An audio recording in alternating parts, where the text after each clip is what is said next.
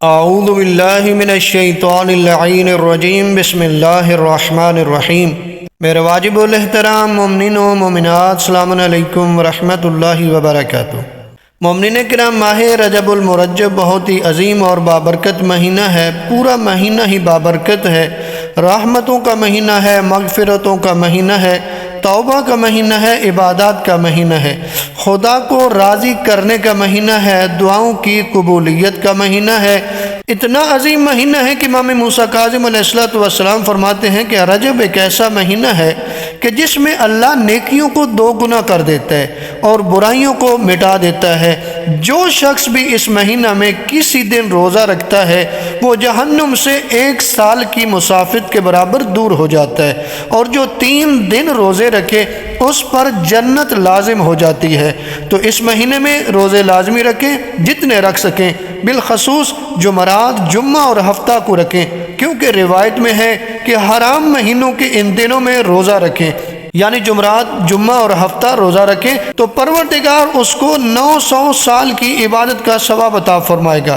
اور محترم مہینوں میں رجب بھی ہے، تو رجب میں اگر آپ جمعرات، جمعہ اور ہفتہ روزہ رکھتے ہیں تو پروردگار آپ کو 900 سال کی عبادت کا ثواب عطا فرمائے گا۔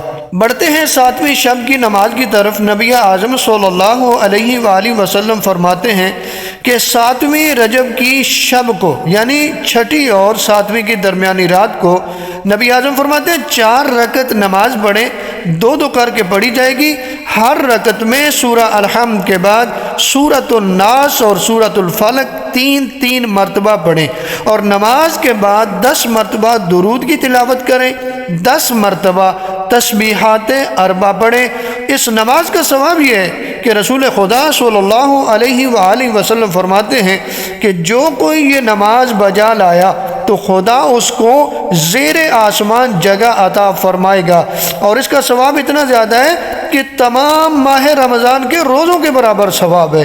اور جب تک نماز سے فارغ نہیں ہوتا، فرشتے اس کے لیے استغفار کرتے رہتے ہیں، اس کے لیے نزا کے وقت اور فشار قبر میں آسانی پیدا ہو جاتی ہے، اور اس وقت تک دنیا سے نہیں جاتا جب تک اپنی جگہ جنت میں نہ دیکھ لے۔ اور پروردگار اس نماز کی برکت سے اس کو بڑی بڑی مصیبتوں سے امن عطا فرماتا ہے۔ اب بڑھتے ہیں روزے کے ثواب کی طرف۔ نبی اعظم صلی اللہ علیہ وآلہ وسلم فرماتے ہیں کہ جو ماہ رجب میں 7 دن روزہ رکھے گا تو پروردگار جہنم کے 7 دروازے اس کے ایک روزے کے بدلے میں اس پر بند کر دے گا، اور پروردگار عالم اس کے جسم کو جہنم کی آگ پر حرام قرار دے گا۔ تو بڑے آسان سے وظائف ہیں، اتنے کوئی مشکل نہیں ہے۔